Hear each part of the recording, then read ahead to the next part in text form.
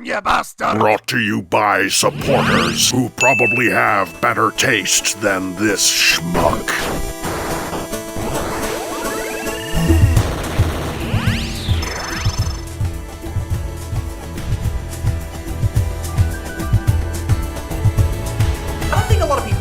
How difficult it is to engineer a cassette con. They essentially have to turn into a flat plank and have very specific details on top of it. Some of them are very easy, but some of them are quite difficult. And of course, when you bring that up to the masterpiece scale, a certain level of quality is expected. Sure, at the time of release, Hashtag had years of experience to work towards these, but even so, they had their work cut out for them.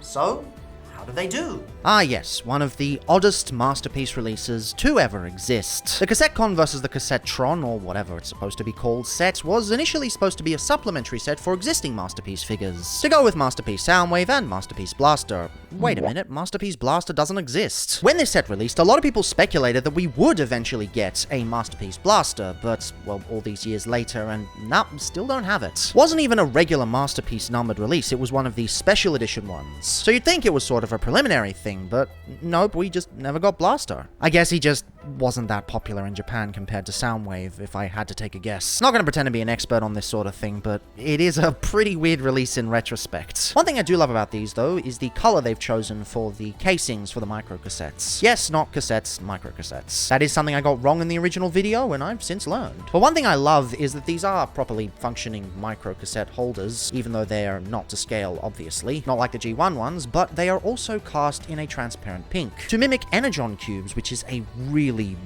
lovely thing. I quite like this. I guess we'll start off with Wing Thing, which is my favorite of the sets. Wing Thing is a redeco of Masterpiece Ratbat, based on Action Master Wing Thing, the partner for Action Master Soundwave. And if you've watched this channel for a while, you'll remember, anytime they take an Action Master and turn it into a functioning Transformer, it's usually a recipe for success. I remember back in the day, a lot of people disliked the original Masterpiece Ratbat molds. I'm not sure why, but they found it a bit too simple for their tastes. Could be misremembering though. Maybe a lot of that stemmed from the dislike for the original G1 mold, but honestly, this mold is my favorite Masterpiece Cassettebot molds. I have still yet to track down a version of Laserbeak. I do want to one day, but for now, I do like this mold the most. And done up in these gorgeous Action Master colors, it is brilliant. Seriously, this version has the best paint. Probably because it has the most flat surfaces, but it's still pretty good. I love how they've got the metal position printed on it, which is a detail from the original real microcassettes. And then we've even got MC, which could stand for both microchange or microcassettes. Could go either way, but it's a really nice thing. I just love the lining on this thing as well. This deco is absolutely gorgeous. I would even go as far as saying it's better than the original Masterpiece, although this isn't an official Masterpiece, sadly. Yeah, this was back from the time where I got a lot of KOs, and it's mostly one for one, except for some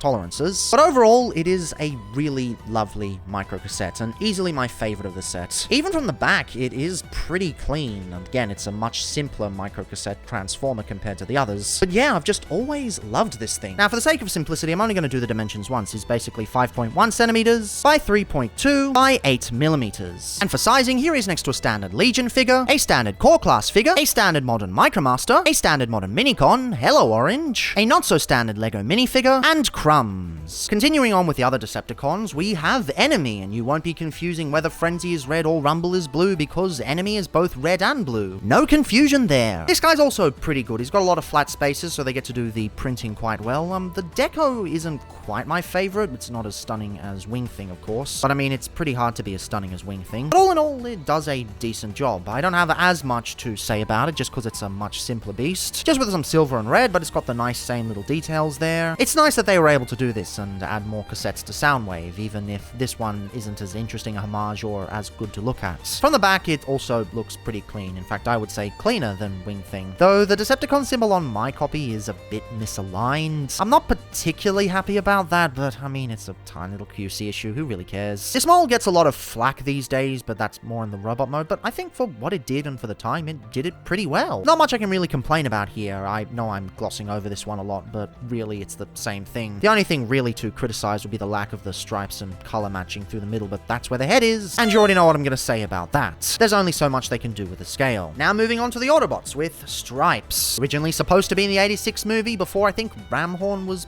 swapped out. Could be wrong about which one he was swapped out for, but these days he lives on in toy form in many a toy line. This is a pretty disliked Masterpiece cassette as well. In fact, looking back on it, the only Masterpiece cassette I think people genuinely like would probably have to be Laserbeak. These get a lot of criticism, and I just do not know why. This one I do kind of get it though. It is pretty messy. Not Siege messy, mind you, but still pretty messy. And I mean, it does have to do a lot. It's turning into a very interesting body shape. And compared to the G1 toy, it has to do it in a much more proportional way, so yeah, I do kind of get it. It follows a very similar color palette to Wing Thing, and I think it pulls it off okay for what it has to do. They even managed to fit in the sensor magnet right there, which, you know, I think is quite nice. And I also love how they've got the tiny little Microcassette 60 or Microchange 60 or whatever they want to use there. That is some tiny ass printing, and I do appreciate it. So yeah, this guy is very jank and has experienced a lot of criticism over the years, but I just can't stay mad at this thing. This thing is quite lovely, though I would say not as lovely as Night Stalker, the only new mold from this cassette group. This is the big reason why people thought they would eventually make a Masterpiece blaster. Why would they make this mold if they weren't going to do a blaster? Now, in the original video, I erroneously said that this was just pulled out of their asses, but no, it does actually have a history. Originally a Marvel G1 Comics character, it was then brought over to E-Hobby, and now they're referencing the E-Hobby toy. I like references to E-Hobby toys, they're quite nice. This one's okay though. I mean, it's got a bit of jank, but considering how the mold ends up working, yeah, it does it okay, and hey, it does it without parts forming, unlike the SS86 version, which is very much appreciated. Of course, Night Strike by design is supposed to be a redeco of Steeljaw, so they thought this was a pre-deco for the eventual blaster.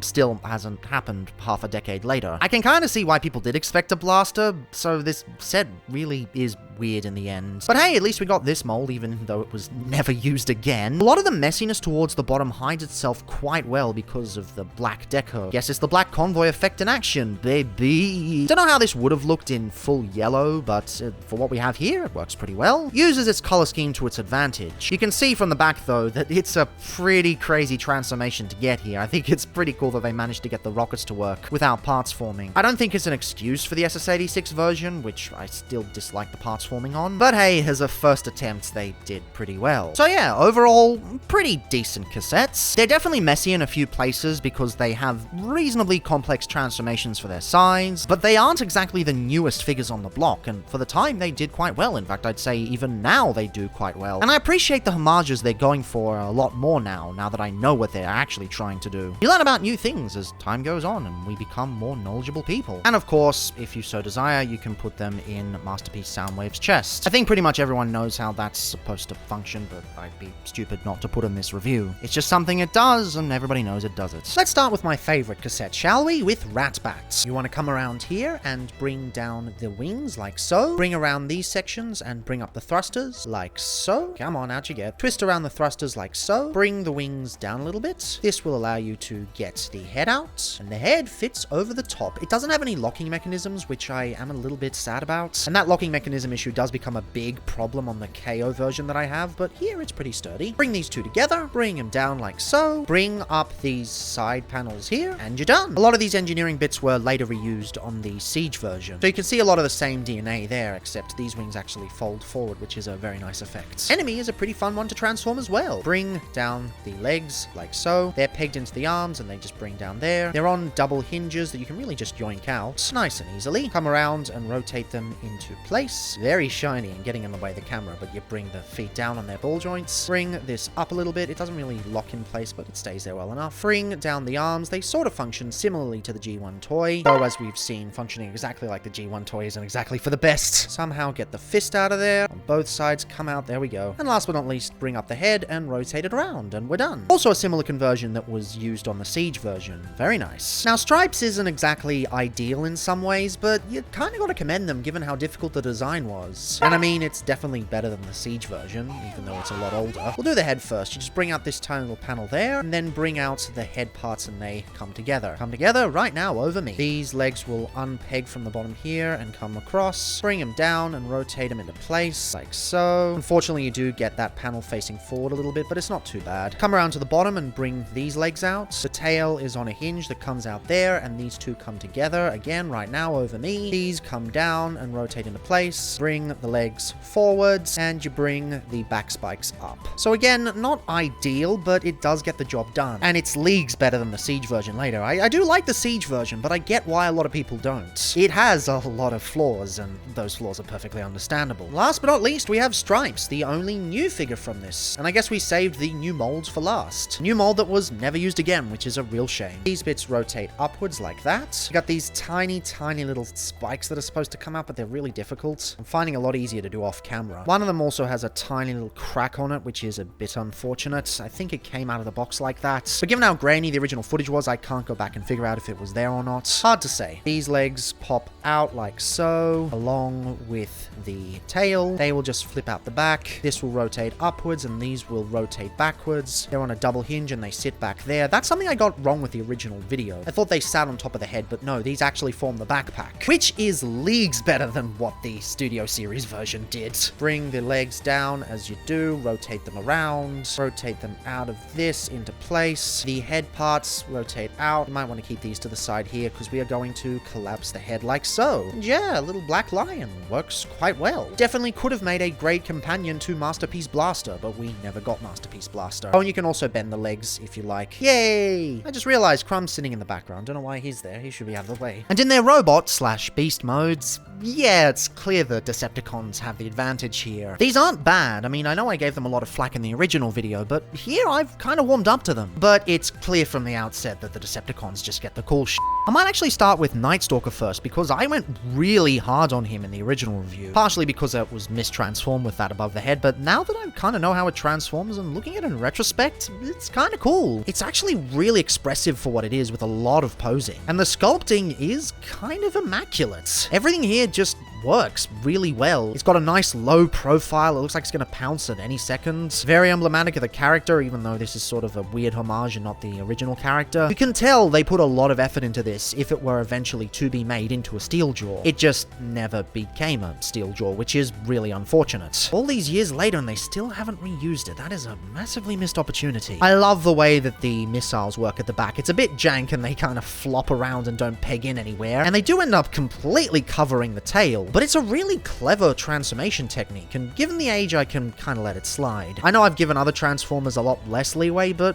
here, I don't know, I kind of like it. I wish they could have done this again on the SS86 version without, you know, it being a parts-forming piece. Maybe having it actually tab into place. I don't want to see this engineering get lost on just this one figure. It's too good to leave behind. I also adore the way that the cassette details come through and line the body for that extra detail where the mechanical detail doesn't really work. It's just really, really nice. My main gripe is, well, you can see it right there. Cracked ball joints, just like the cracked missile we saw earlier. It seems to be a bit of an issue with this copy. I'm not sure if it affects all copies, but with this one, it is my biggest annoyance. I don't think it's going to deteriorate more over time. I think it's going to be mostly okay, but I just wish it didn't have that. Articulation is pretty good. You've got a hinge outwards, like so. Moves forward and back. You've got a swivel join here and a join here, so a lot of articulation in the front leg. And a ball joint at the back with a knee and two hinges, one there, one on the foot. Very simple, but very effective. Now for his dimensions, he's roughly 6 centimeters long, 2.6 centimeters wide, and 3 centimeters tall. Stripes is another one that I gave a lot of flack when I originally reviewed him. And yeah, there are issues with him. The biggest one is that these just do not tab together. They sit on sort of octagonal joints and they sort of flop around, and that is a pretty big issue. But I don't think it ruins the figure overall. I think it still does it quite well. You gotta understand, Ravage is the hardest cassette to do. He's not easy. You're gonna have to make compromises one way or the other, and as we've seen, some of the compromises they made on other versions weren't as good as this. They've done what they can, and they've done it quite well. The only real cassette part you can see is that extra hinge in there. That looks unsightly, but everything else is fine. Even this kind of square at the back here doesn't go too much in the way. Colors are rather nice. I don't think it's the best orange figure from the set, as you've kind of seen, but it does the job. And I really like, well, the titular stripes they've got all over it. It's simple, but really effective. Would have been nice to get some more gold around the rest of the thing, but still, it's okay. I do get that it has flaws and it doesn't hold together extremely well, but I'll take this shit over the alternative any day. And yeah, I was just way too harsh on this thing initially. It's not bad at all. Even the articulation's reasonable. You got ball jointed front legs, swivel at the side with 2 hinges as well. That swivel is really tight though. Not worried it'll get cracked like Night Stalker, but you know, I guess you can technically use these to splay the legs out of the back, but I don't know why you would. Sort of universals at the back here, and you can also move the back spike if you really want to. Then double joint here, that doesn't really accomplish much because it goes backwards, more so for transformation, but you got the 2 joints there, it gets the job done. He has the posing that he needs, and he does it reasonably well. It's a figure that shows his age, especially in the lack of tabs and some of the lacking articulation, but, you know, he's pretty old. It's not exactly a new mold, all things considered, and, well, you know. Anywho, size-wise, he's roughly 8.5 centimeters by 2.8 centimeters by 3 centimeters. Now we've got... Oh, the misery! Everybody wants to be my enemy! I think it's really cool that we do have a masterpiece enemy. I mean, I know enemies not that rare nowadays. He was really cool to get back in the day, and it's still cool to see him in this kind of deco. It's definitely shifted closer to a red balance. There's not as much blue, but it's still pretty nice. And I've always liked this mold. I've liked how wide and chunky it is. It's a complete illusion. It's flat as a pancake, but it's charming. It conveys the character design really well, and I love the chrome details they gave him. It's a wonderful hallmark of the masterpiece line, even if it ends up drawing your attention to the fact that the Decepticon symbol on mine is misaligned. But what can you do? QC is a bitch. Not so sure about the use of the magnets on the side here, but that's more for, I believe, tape accuracy, because that's where some of the magnets would be, and it provides some okay detail. Stands out a bit much, but it's not the worst thing in the world. And the articulation works quite well too. You've got a nice swivel at the head, upward hinge, more for transformation, and it's on an octagonal joint, so it gets clicked in there, but you still got a ball joint, so that's fine. Only an elbow bend and only an inward wrist rotation that's mostly for transformation, doesn't really do anything. But you know, what can you do? Legs are a little bit weird. They've got the sort of classic Cyclonus style where they only move forwards and they're on an extra ball joint in there, and then you got an extra knee there. But this thing is flat as a pancake. The fact they were able to fit that in there is, you know, quite astonishing. And your ball jointed feet, which is rather nice as well. They packed in a lot of articulation into this little thing, and I really appreciate that. They so easily could have cheaped out. They so easily could have cut a lot of this out, but they put in the effort, like a lot of earlier Masterpiece figures did, back when they were trying to be the best toys they could be instead of hyper-accurate slop. I'm not saying hyper-accurate stuff has to be slop. I'm literally filming this on the day I got SS86 Optimus Prime and it's brilliant. I'm just saying a lot of the Toon-accurate Masterpiece figures recently haven't been that great. Enemy is also the only figure in the set to come with his own special accessories. You basically bring the arms out like so. I used to think that you could only do it with the fists out, but they do actually work without. And they just go right in and click into place. You can open this up to make it a little bit easier for you, but it doesn't really accomplish much. Just goes in there with a nice solid click. And these can also extend as they do for the pile drivers. And to complete the look, you also get these 2 little gun pieces. In this position, they're meant to be held as handguns, but in this position, you can actually plug them on the back, just like the original G1 toy. Isn't that lovely? With them all decked out, that does look really nice. And of course, here's without the pile drivers. I honestly prefer the non-pile driver with the backpack look. But of course, if you want, you can take them off, switch it down, plug it into the hand, and it works great. Or at least it would if the camera would focus on it. Anywho, size-wise, he's about 4.5 centimeters wide. It looks a bit weird because I got that out there. But yeah, about 4.5. Actually, I would say maybe 4.7 by 8 centimeters. And last but not least, my absolute favorite. I adore Wing Thing. I love the details, I love the face, I love the paint, I love the way he's posed. He is just adorable. I love this little batty fella. That face sculpt is just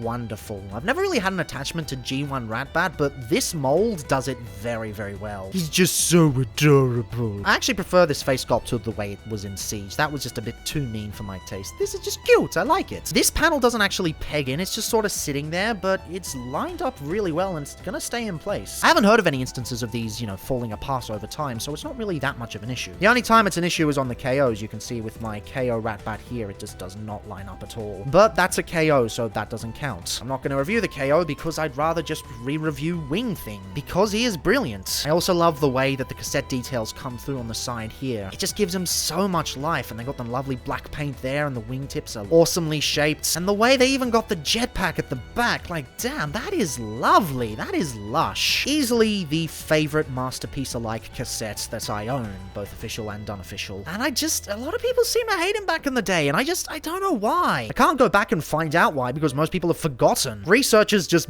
brought nothing up. I don't know. But yeah, other than that, he's really nice. Not much else to say. Articulation's really simple though. You got a double jointed hinge here. No forward and back, but that's unfortunate, but given the way he transforms, I'm kind of willing to forgive it. Plus he gets bion appeal. Other than that, it's just the double jointed hinges on the wings here, and they are quite lovely. You can't get the full double hinge back there, but you don't really need to. They go far enough. He is delightful regardless. Now for the sake of simplicity, I'm just gonna measure him tip to tip. He is 13.5 centimeters wide and about 4.5 centimeters tall. So yeah, honestly, these four are absolutely fine. They vary in quality a little bit, but I was way too harsh on them upon release. They feel way more like Masterpiece than a lot of modern offerings do these days. They've got the charm, they've got the ingenious engineering, even if it doesn't quite work in some instances. They've got the feel of Masterpiece, but they also have the feel of small-scale figures. They walk in two worlds, and they do it very successfully. I don't have much to complain about with these. They're done extremely well. Anyway, let's just finish off as we do. For a size comparison, here they are with a standard Legion figure, a standard Core Class figure who is so tall he's basically out of frame, a standard modern Micromaster, a standard modern Minicon, a not-so-standard LEGO minifigure, and crumbs. Are these figures weird and random? Yes. Should they have been used in other projects? Yes. But are they good? Yeah, I'd say so. These are far from the best cassettes I've ever come across. Other companies have done way better in this regard. But they have done really well, and as far as extra cassettes for Soundwave go, they're pretty good. Are they my favorite cassettes? No, absolutely not. I think Scorpionator would be my favorite cassette, but they are a worthy purchase. Now, of course, these days they do cost quite a bit, so hunting them down in the aftermarket might be a little bit difficult. I don't know what the f is up with Masterpiece aftermarket pricing, but it's bullshit. But if you can get these at a reasonable price, and if they're right up your alley, go for it. They're pretty nice. Not the best thing ever, but pretty nice. But tomorrow, enough official stuff. I want to take a trip down memory lane on third party. I don't have a lot of space to go back and do a lot of these older episodes for third party, but this one is one I've wanted to do for a while. Not specifically for tomorrow's episode, but very much for what comes after. You'll see what I mean in a few days, but until then, see you all tomorrow!